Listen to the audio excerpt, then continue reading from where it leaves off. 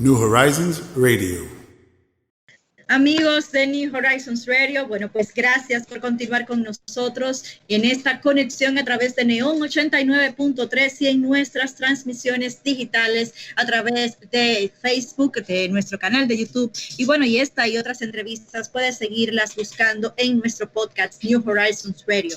Bueno, pues hoy tenemos un jueves económico. Estaremos conversando sobre el tema de los hidrocarburos, los derivados, cuáles son las fórmulas que se utilizan en el país para poner los costos, ¿no?, de estas importaciones que realizamos. Y bueno, pues qué bueno que podemos contar hoy con la conexión del director de la Escuela de Economía de la Pontificia Universidad Católica Madre Maestra, economista de profesión, y con quien conversamos durante este rato. Martín Francos, bienvenido a New Horizons Radio. Gracias por la oportunidad del contacto. Bueno, muchas gracias a ustedes por la invitación y espero poder ilustrarlo en todas las cosas que ustedes me pregunten. Bueno, Martín, pues, señor Garrido. Un gusto, buenos días. Un gusto tenerte por acá en New Horizons Radio. Para nosotros muy importante esta entrevista contigo porque desde que inició el tema de la crisis del COVID, nosotros hemos planteado como la única, digamos, tabla de salvación que hemos tenido a lo largo de todo este proceso ha sido la reducción dramática del precio del petróleo, que inclusive en principio solamente habíamos estimado la caída del precio fruto de la caída de la demanda.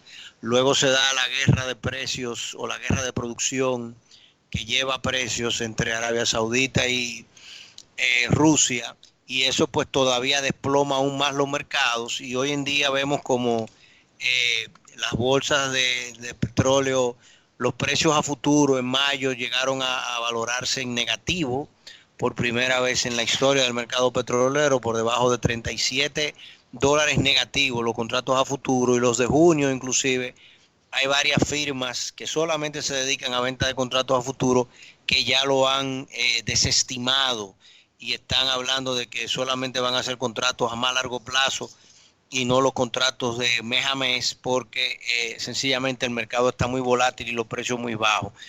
Para el caso dominicano, el petróleo es una variable muy, muy relevante.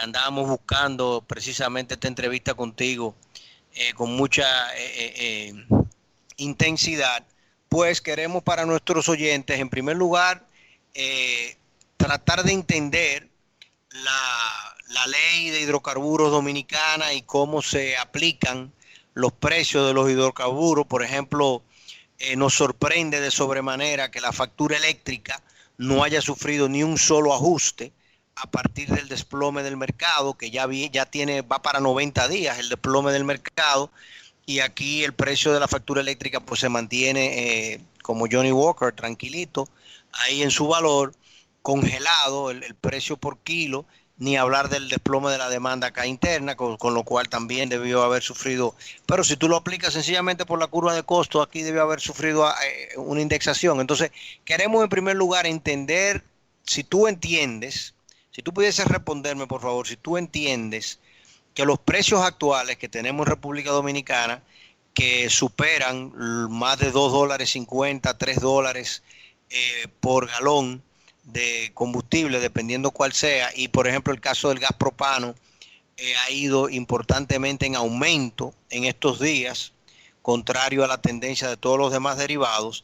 Si tú entiendes que se está aplicando de manera correcta la ley, ¿qué debemos nosotros de esperar como indexaciones futuras en las próximas semanas?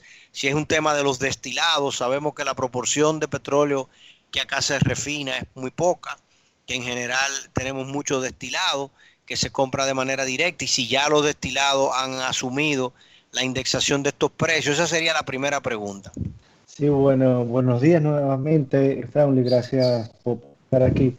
Mira, respondiendo a tu pregunta, a la última parte, la semana pasada hubo unas declaraciones del administrador de Refidonza, de Lucho Jiménez, donde él afirmaba que no se estaba en este momento refinando petróleo en Refidonza, sino que solo se estaban despachando, sí garantizaba el suministro, pero a través de importaciones de combustibles ya terminados. Él explicaba que el motivo de que no hubiera se estuviera refinando petróleo es que cuando se refina el petróleo salen de los diferentes subproductos, no solo sale gasolina, sino que salen los combustibles de fuel oil y de gasolina para los aviones. Y en concreto especificaba que esta última parte, la de las gasolinas para aviones, estaba ya en su máxima capacidad de almacenaje y bueno, como todos sabemos, la industria aérea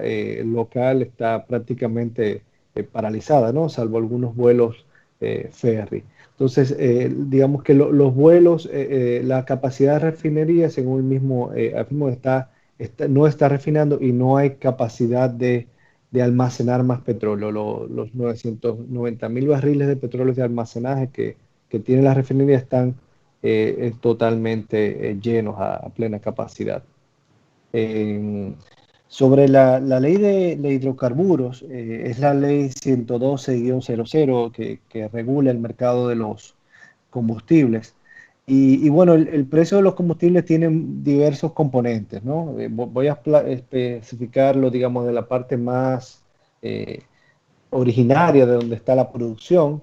Normalmente los precios que vemos de los combustibles son, cuando vemos los precios del petróleo, el petróleo es sin refinar. Hay los procesos de refinamiento que aumentan los costos, o sea, no vale lo mismo un barril de petróleo que un barril de gasolina, por decirlo de manera sencilla.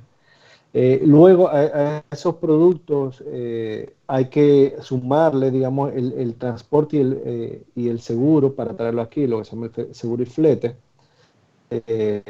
Y eso en la ley, digamos, ese es un precio que se llama precio de paridad de importación. A eso hay que sumar los impuestos que tienen los combustibles y luego los márgenes de los diferentes intermediarios que están ahí, del transportista, el distribuidor, el detallista. Y hasta ahí luego llegamos al precio final, ¿no? Entonces ahora mismo, digamos, lo que se ha desplomado es una parte del precio, que es el precio de paridad de importación. Los impuestos no siguen ahí, no han variado, ni los márgenes han variado. Por eso vemos que el precio a nivel internacional, el precio se desploma, pero los precios a nivel local se reducen, pero no de una manera tan drástica. No sé si eso aclara tu inquietud. Ok, pero entonces, Martín, si actualmente tenemos el precio, ¿cuánto es el costo? Tú tienes ahí la tabla de relación de los impuestos, de los diferentes, y los márgenes de intermediación, yo sé que el margen es un porcentaje, ¿no? Por tanto, si Sí, el precio, o es un precio fijo, es un porcentaje, no, es un monto fijo. es un monto fijo. La verdad que uno podría ver si debería ser un margen, pero en realidad es un monto fijo por galón. Ok, entonces, Actualmente, digamos, por ejemplo, para la gasolina regular, que está a 165 pesos, de esos 165, 44,62 es el precio de paridad de importación. Hay 79 pesos que son de impuestos y hay 41,60 que son los márgenes de intermediación. Aproximadamente el 50% del precio son impuestos. por lo que veo, más del 50%. O sea, ahí, entonces, en definitiva, ni siquiera si nos regalan el petróleo, nosotros vamos a poder tener un precio de los combustibles por debajo de $2. El costo del galón ya refinado de cada uno de los derivados. Así es, digamos, aún el petróleo costara cero, nos lo regalaran, estaríamos alrededor de los 120 pesos entre impuestos y márgenes. Obviamente esto varía, hicimos el ejemplo para la gasolina, esto varía, cada combustible puede variar un poco las proporciones. Bien, entonces esa es la primera gran incógnita que tendríamos. Si en medio de esta situación y aprovechando esta coyuntura para un relanzamiento de la economía dominicana y potencializar, digamos, la demanda agregada, no se debería de hablar de una reforma o de una transformación de este impuesto al consumo, que por demás es un impuesto regresivo. eh, y que diera el traste, porque este es un impuesto que tú me corriges, pero de lo que yo recuerdo y lo que he leído en toda mi vida, este fue un impuesto que se originó en el gobierno de Joaquín Balaguer alrededor del año 90, por ahí, y que vino dado como casi como con el tema del repago de la deuda externa y de unos financiamientos que habían en esa época, y luego entonces ya se sincerizó, se formalizó, digamos, en la ley de hidrocarburos del año 2000, eh, y de allí en adelante, pues todo lo que hemos sufrido.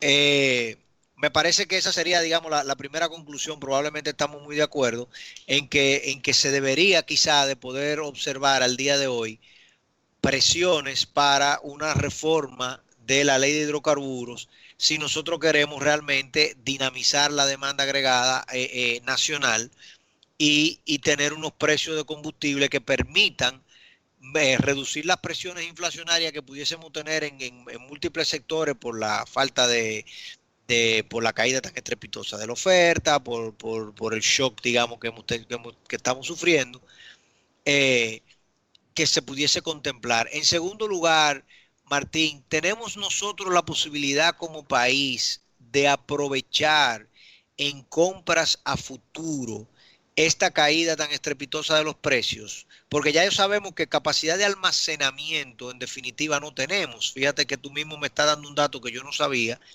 y te lo agradezco, de que la refinería no está ni siquiera operando porque no tiene capacidad de almacenamiento. Entonces, no tenemos en República Dominicana la posibilidad al día de hoy, que es algo que está agobiando a los grandes productores de petróleo a nivel mundial, por lo que hemos leído, y es que precisamente se ha agotado prácticamente la capacidad de almacenamiento en el mundo, barcos, depósitos, etcétera. Y las fábricas, los productores siguen, los pozos siguen produciendo petróleo. Tenemos nosotros en República Dominicana mecanismos bajo los cuales pudiéramos hacer contratos de compra a futuro, ya sean option purchases o lo que sea, como se quiera llamar, para nosotros aprovechar estos precios de cara a meses posteriores. Mira, sí, los mecanismos existen. La ley de crédito público autoriza este tipo de operaciones, prevé este tipo de operaciones. Sin embargo, hay que tener en cuenta que los precios están bajos, pero la curva de precios a futuro va cambiando, ¿no? El precio que se desplomó la semana pasada y que cotizó negativo, como mencionabas, era el precio del petróleo para la entrega en mayo. Pero Correcto. los meses posteriores no han tenido una caída tan dramática. Eh, Puede ser un momento para comprar operaciones de futuro. También estas operaciones también tienen dos cosas. Tienen un costo porque no es gratis, es una cobertura y digamos se paga por eso y es algo que habría que evaluar. Y lo otro también tiene sus riesgos, ¿no? En la medida que digamos, es verdad que el precio está y es un buen momento para comprar, pero digamos, si sigue esta guerra de oferta, por ejemplo, que es ajena al tema del COVID, ¿no? Y hay ese exceso de producción que mantendría los precios bajos por mucho tiempo, o si de alguna manera la recuperación económica mundial por el tema del COVID no es una recuperación rápida, no es recuperación en V, como hablan algunas personas, sino que es una recuperación mucho más lenta. Eso mantendría deprimidos los precios del petróleo por mucho más tiempo. Entonces, esa ganancia que uno esperaría, ¿verdad? Pues quizá no sea no sea tan importante o incluso hasta se pueda terminar, digamos, perdiendo dinero, ¿no? O sea, Entonces tú hay que ser estimas cuidadosos, o sea, como todas las operaciones. Sí, ¿me cuál era el decías? precio que se tenía para el presupuesto de este año del barril de petróleo. ¿Cuál era el precio estimado que se tenía? Mira, no tengo el precio en manos, pero en mente, pero debe ser alrededor de los $60 el barril. Obviamente, eso ya terminará mucho menos de ahí. Tengo entendido que era por encima de los $68 el barril, más o menos, que tenían para el presupuesto de este año estimado. Entonces, pero vamos a suponer $60 el barril. Yo no he leído un solo texto, un solo estudio de ningún especialista que me diga que el precio del petróleo durante el año 2020 va a superar los $50, bajo ningún esquema. Entonces yo creo que para nosotros sería una enorme oportunidad la posibilidad de nosotros ahora, con el precio a $13 como cerró, como está cerrando en esta semana, nosotros hacer compras a futuro y tener ahí ese reservorio, porque eso nos va a permitir a nosotros un ahorro importantísimo, porque la caída de los impuestos por la caída de la actividad económica ha sido dramática. Y este segundo trimestre del año promete ser todavía peor que lo que fue el mes de marzo, ¿no?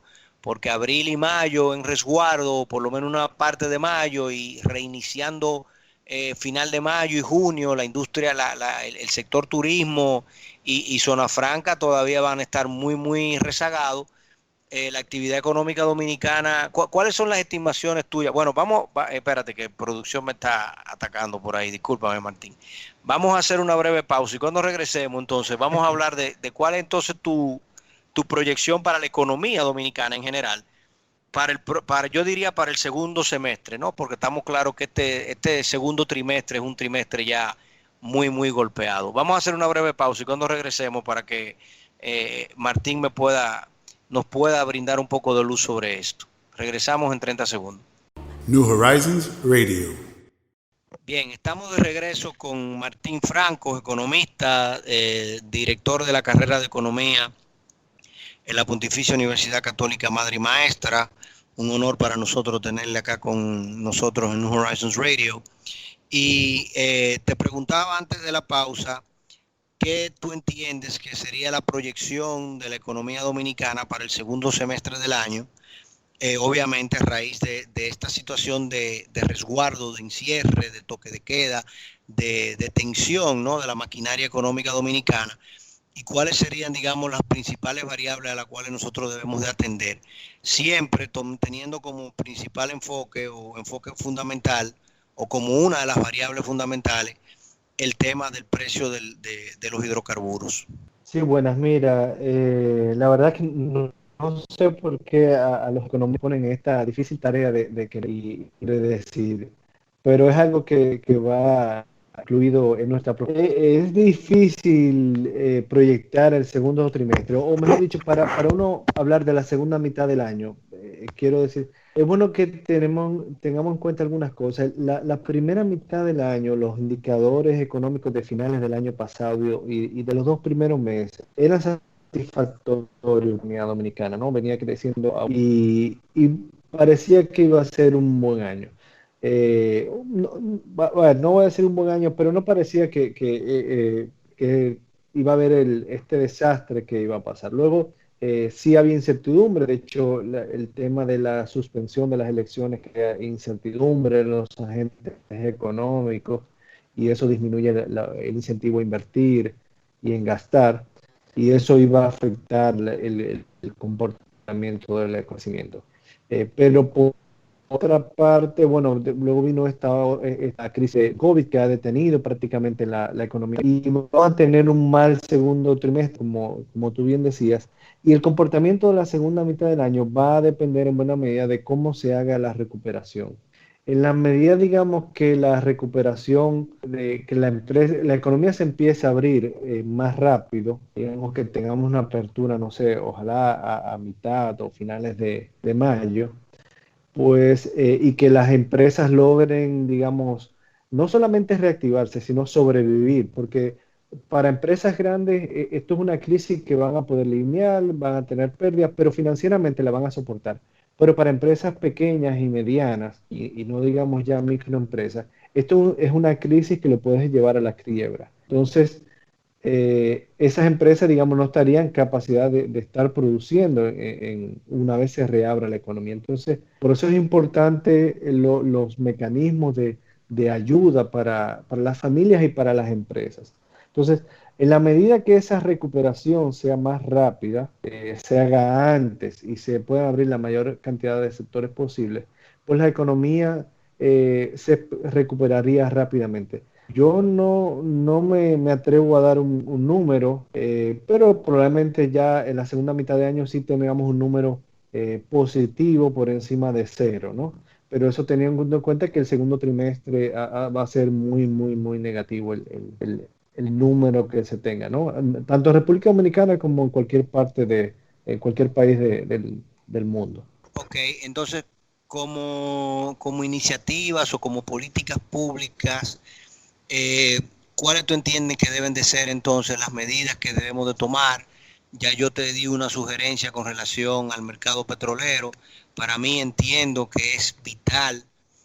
No he escuchado al ministro de Hacienda hablar de eso, pero entendía que ya desde hace más de 30 días iban a estar evaluando esa posibilidad de hacer compras a futuro para garantizar un precio razonable. Hemos visto medidas de expansión de la liquidez por parte del Banco Central, aunque muy tímidas, y ya hemos analizado aquí en el programa cómo al final esa supuesta reducción del encaje legal para que los bancos colocaran esos fondos por la vía de las empresas terminó sencillamente regresando al Banco Central y mejorando la posición financiera de los propios bancos.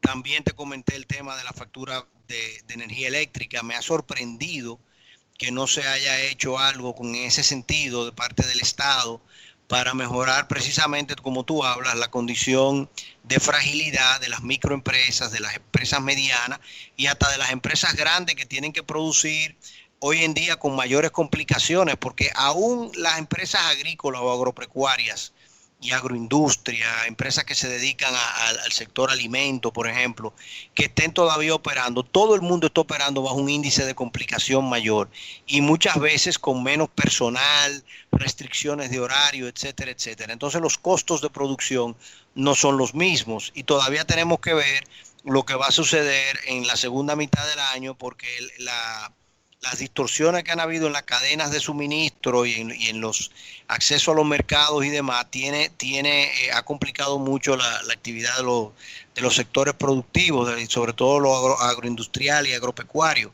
que ven hoy en día una sobreoferta de productos, pero no tienen dónde colocarlo y al final están perdiendo dinero. ¿Cuáles políticas públicas, entiendes tú, cuáles acciones pudieses tú recomendar para que el Estado tomara o te gustaría a ti ver de parte del Estado en esta segunda mitad del año? Sí, mira, yo creo que las acciones tomadas por el Estado van en la dirección adecuada, es lo que han hecho la mayoría de los estados. Y es que ante este parón económico que limita y digamos, cesación de actividades de empresas, suspensión de pago de salarios a trabajadores, y suspensión, digamos, de los trabajadores por cuenta propia que generan sus ingresos diarios también dejan de generar ingresos, pues el Estado lo que ha ido es a suplir esos ingresos. No es solamente aquí, en Estados Unidos, inclusive el presidente Trump anunció el mayor paquete de estímulo de transferencias en la historia, de transferencias a hogares, inclusive antes de cuando se estaban las peores cifras de contagio de una vez una ganancia de confianza en los mercados financieros y la bolsa empezó a recuperarse. Entonces, las acciones, digamos, los libros de texto, digamos, por decirlo de alguna manera, lo que recomiendan es eso, auxiliar a las familias y a las empresas, digamos, en transferir dinero. El Estado, digamos, en el caso dominicano, se ha pospuesto pagos de impuestos, se han diferido pagos de algunas facturas de servicios básicos, como el de la electricidad y servicios telefónicos. En la medida que se han podido, hay cosas que el Estado no puede intervenir, como son las leyes de los contratos, porque son contratos privados, los servicios de alquiler, eh, y se ha tratado de atenuar. Quizás la parte donde más hace falta son medidas para pequeñas y medianas empresas. Muchas de ellas son informales y eso dificulta precisamente su carácter de informalidad, que haya una asistencia adecuada del Estado. Muchas son pequeñas también o muy no tienen avales o garantías para poder lograr el préstamo. De hecho, esa es la dificultad, digamos, las medidas del Banco Central han sido también adecuadas, pero es un momento donde la demanda de crédito es baja porque no hay mucho apetito de las personas y de las empresas por tomar crédito, por más barata que sea las tasas y por más facilidad que haya, ¿no? Solo personas, digamos, empresas con mucha solvencia pueden estar deseosos de tomar crédito, ¿no? Este es el momento donde la gente, digamos, reacciona con cautela, digamos, y no se mete en un lío, por decirlo de manera coloquial. Sí, sin lugar a duda que en los momentos de crisis, lo que llamamos, ¿no?, en economía, la preferencia por la liquidez reina, y al mismo tiempo las personas se tornan muy cautas. Eso va a generar una caída muy estrepitosa en las ventas de bienes de lujo, de bienes importados que no son de necesarios, de infinita necesidad, llamémosle así. El que tenía pensado cambiar los muebles de su casa en este año probablemente está postergando esa decisión para el año entrante. Si tu televisor era de 40 pulgadas y tú ahora lo querías de 48, probablemente no vas a seguir muy conforme con el de 40.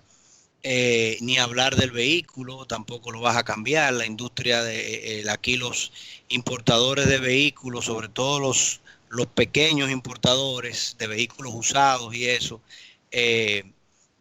van a sufrir bastante, aunque quizás la caída del precio de los vehículos usados también en Estados Unidos, por ejemplo, que es de donde más se traen, y de China, Corea y eso, también caerían bastante, y eventualmente eso pudiese servir de factor para que acá mucha gente, pues si hay crédito, si hay disponibilidad, acceda a obtener un vehículo nuevo. Yo he visto anuncios inclusive en la prensa y en la televisión de distribuidores de vehículos acá, lo que nunca había visto antes, anunciando que te compres el vehículo ahora y empiezas a pagarlo en enero del año 2021. Sí, mira, tu acotación es muy interesante porque es verdad, probablemente, como yo decía antes, lo que hay que garantizar ahora es que familias puedan subsistir, puedan comer. Ese otro tipo de necesidades no son básicas. Si tú le preguntas a alguien ahora por cambiar cualquier bien durable, su televisor, sus muebles o su vehículo, probablemente te diga, no, yo no tengo eso en mente este año, ni será para el próximo o en 2 años. Pero a la medida, digamos, que la persona logra recuperar su empleo o la empresa logra reactivarse y volvemos a una nueva normalidad, que es como se está llamando, porque la normalidad que conocíamos antes probablemente no la volvamos a conocer en un buen tiempo. En la medida que vuelva a esa nueva normalidad, pues en vez de dejarlo para el año que viene, a lo mejor sí lo termina haciendo dentro de 2 o 3 meses, ¿no? En la medida que él vuelve el consumidor a sentir confianza. No olvidemos también que hay un contexto electoral también en el caso dominicano. Realmente, yo no sé si esto se parece mucho a la película de Mark Wahlberg, de The Perfect Storm, porque óyeme, juntar ambas cosas para el escenario dominicano, en cierta medida yo me siento esperanzado y motivado, porque si esto hubiese ocurrido, como decíamos ahorita, hace 30 años, en 1990, todo lo que recordamos aquella crisis con Juan Bosch y Balaguer, ¿tú te imaginas en aquella crisis que también hubiésemos tenido esta pandemia? Bueno, sí, esa fue una crisis muy fuerte económica y también política. Yo creo que la tecnología, también el Internet, ha ayudado mucho a superar esta crisis, ha permitido que la caída en la actividad económica no sea tan fuerte, que muchos negocios puedan seguir funcionando, que haya teletrabajo, que inclusive los medios de comunicación sigan funcionando y que la gente se mantenga informada. Eh, eso ha ayudado muchísimo, ¿no? Sin duda. Sí, sin lugar a duda. Bueno, nosotros como colegio somos una evidencia clara de eso, porque los alumnos han mantenido su ritmo de clase. Yo creo que de los sectores que más se han manejado normal han sido, bueno, un grupo pequeño de los colegios privados en República Dominicana, pero ciertamente New Horizons ha logrado mantener la carga académica y los alumnos concentrados en su clase, porque tú te imaginas, si no estuviesen concentrados en el aula, se le hace aún más difícil a los padres que tienen que estar teletrabajando, o por ejemplo el caso tuyo, no sé si estás actualmente en la mañana dando clases o en otro oficio, si también tiene que atender a los niños porque no están tomando clases, la cosa se pone todavía más complicada. Martín, muchas gracias por tu participación, ¿no? Y por brindarnos tus opiniones y tu posición. Ciertamente yo creo que el escenario es fundamental para que la República Dominicana se tomen medidas e iniciativas independientemente de que este gobierno cesa el 16 de agosto. Las medidas que este gobierno tome en los próximos 60 días van a significar una transición distinta y al mismo tiempo un colchón de respiro para el próximo gobierno, sea del partido actual o sea de un partido diferente.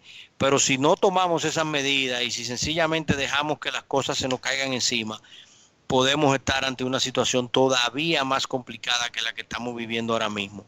Por suerte, y es en lo que Martín es más experto, el mercado petrolero nos está dando una mano, porque la caída de un 80% en el valor del precio del petróleo es el mejor regalo, yo creo, que en medio de esta pandemia los mercados internacionales de bienes primarios nos pudieron haber regalado. Bueno, muchas gracias y espero haberles aclarado todas sus dudas y quedamos a la orden para otra ocasión si ustedes así lo consideran.